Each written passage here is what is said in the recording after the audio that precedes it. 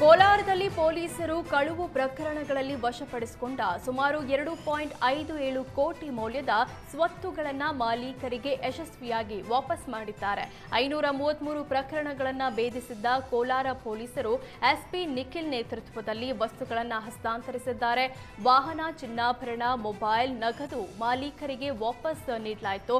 ಪೊಲೀಸರ ಕಾರ್ಯಕ್ಕೆ ಸಾರ್ವಜನಿಕರು ಮೆಚ್ಚುಗೆ ವ್ಯಕ್ತಪಡಿಸಿದ್ದಾರೆ.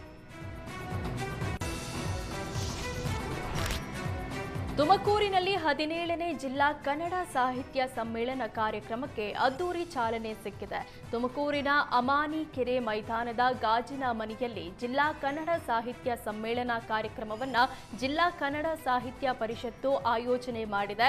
ಕಾರ್ಯಕ್ರಮದಲ್ಲಿ ಜಿಲ್ಲಾ ಉಸ್ತುವಾರಿ ಸಚಿವ ಡಾಕ್ಟರ್ ಜಿ ಪರಮೇಶ್ವರ್, 17ನೇ ಜಿಲ್ಲಾ ಕನ್ನಡ ಸಾಹಿತ್ಯ ಸಮ್ಮೇಳನದ ಅಧ್ಯಕ್ಷ ಡಾಕ್ಟರ್ ಕರಿಗೌಡ, ಸಾಹಿತಿ ಬರಗೂರು ರಾಮಚಂದ್ರಪ್ಪ, ತುಮಕೂರು ನಗರ ಶಾಸಕ ಜಿಬಿ ಜ್ಯೋತಿ ಗಣೇಶ್, ಜಿಲ್ಲಾಧಿಕಾರಿ ಶುಭ ಕಲ್ಯಾಣ್, ಜಿಲ್ಲಾ ಪಂಚಾಯಿತಿ ಸಿಇಒ ಪ್ರಭು, ಕಾರದ ಮಠದ ವೀರಬಸವ ಸ್ವಾಮೀಜಿ, ದುಬೈ ಪರ್ವ ಗ್ರೂಪ್ ಸಂಸ್ಥಾಪಕ ನೀಲೇಶ್ ಸೇರಿದಂತೆ ಜಿಲ್ಲಾ ಕನ್ನಡ ಸಾಹಿತ್ಯ ಪರಿಷತ್ತು ಹಾಗೂ ಕನ್ನಡ ಪರ ವಿವಿಧ ಸಂಘಟನೆಯ ಮುಖಂಡರು ಭಾಗಿಯಾಗಿದ್ದಾರೆ.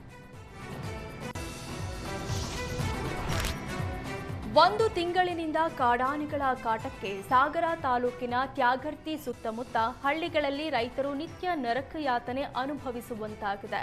ಅರಣ್ಯ ಇಲಾಖೆಯ ಸಿಬ್ಬಂದಿ ಆನೆ ಓಡಿಸಲು ಪ್ರಯತ್ನಿಸಿದ್ರೂ ಯಾವುದೇ ಪ್ರಯೋಜನ ಆಗಿಲ್ಲ. ಆನೆಗಳು ಪ್ರತಿದಿನ ಒಂದೊಂದು ಗ್ರಾಮಗಳಿಗೆ ಲಗ್ಗೆ ಹಿಡಿದಿದ್ದು ಬೆಳೆಗಳನ್ನು ತಿಂದು ನಾಶ ಮಾಡುತ್ತಿವೆ. ಗುತ್ತನಹಳ್ಳಿ, ಮಸಕೈಲೆಬೈಲು, ಮುತ್ತಲಬೈಲು, ಹುಲಿಯಪ್ಪನ ಕಣಿವೆ, ಕುಂದೂರು, ಮಿಡಿನಗರ, ಮಡಿವಾಳಕಟ್ಟೆ ಭಾಗದಲ್ಲಿ ಬಾಳೆ, ಅಡಿಕೆ, ಭತ್ತ, ಶುಂಠಿ ಹಾಗೂ ಜೋಳದ ಬೆಳೆಗೆ ಹಾನಿಯಾಗಿದೆ. ಭತ್ತದ ಗದ್ದೆಗಳು ಆನೆ ದಾಳಿಗೆ ತುತ್ತಾಗಿವೆ. ರೈತರು ಪ್ರತಿದಿನ ಆತಂಕದಿಂದ ಬದುಕು ಸಾಗಿಸುವ ಪರಿಸ್ಥಿತಿ ಉಂಟಾಗಿದೆ.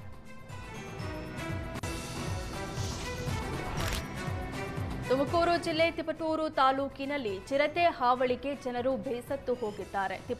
ತಿಪಟೂರಿನ ಬೆನ್ನಾಯಕನಹಳ್ಳಿ, ಗೊಲ್ಲರಹಟ್ಟಿ ಗ್ರಾಮಗಳಲ್ಲಿ ಜನರ ನಿದ್ದೆಗೆಡಿಸಿದ್ದ ಚಿರತೆ ಕೊನೆಗೂ ಬೋನಿಗೆ ಬಿದ್ದಿದೆ.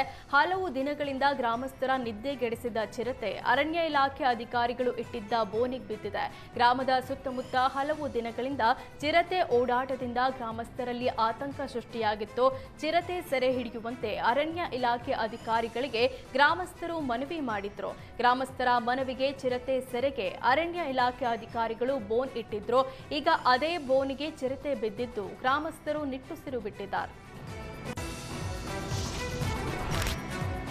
ಹಾಸನ ಜಿಲ್ಲೆಯ ಹರದನಹಳ್ಳಿಗೆ ಮಾಜಿ ಪ್ರಧಾನಿ ಎಚ್.ಡಿ. ದೇವೇಗೌಡರು ಭೇಟಿ ನೀಡಿದ್ದಾರೆ. ಹೆಲಿಕಾಪ್ಟರ್ ಮೂಲಕ ಹುಟ್ಟೂರಿಗೆ ಆಗಮಿಸಿದ ಮಾಜಿ ಪ್ರಧಾನಿ ಹರದನಹಳ್ಳಿ ದೇವೇಶ್ವರ ಸ್ವಾಮಿಗೆ ಪೂಜೆ ಸಲ್ಲಿಸಿದ್ರು. ಪೂಜೆ ಬಳಿಕ ಹಾಸನ ನಗರಕ್ಕೆ ಆಗಮಿಸಲಿರುವ ದೇವೇಗೌಡರು ಜೆಡಿಎಸ್ ಸಮಾವೇಶದ ಪೂರ್ವಭಾವಿ ಸಭೆಯಲ್ಲಿ ಭಾಗಿಯಾಗಲಿದ್ದಾರೆ. ನಗರದ ಜ್ಞಾನಾಕ್ಷಿ ಕಲ್ಯಾಣ ಮಂಟಪದಲ್ಲಿ ಆಯೋಜನೆಗೊಂಡಿರುವ ಪೂರ್ವಭಾವಿ ಸಭೆಯಲ್ಲಿ ಜಿಲ್ಲೆಯ ಎಲ್ಲಾ ಜೆಡಿಎಸ್ ಶಾಸಕರು, ಮಾಜಿ ಶಾಸಕರು, ಮುಖಂಡರು ಭಾಗಿಯಾಗಿದ್ದಾರೆ. ಜನವರಿ ತಿಂಗಳಲ್ಲಿ ಹಾಸನದಲ್ಲಿ ಬೃಹತ್ ಸಮಾವೇಶ ಆಯೋಜಿಸಲು ಜೆಡಿಎಸ್ ಮುಖಂಡರು ತಯಾರಿ ಶುರು ಮಾಡಿದ್ದಾರೆ.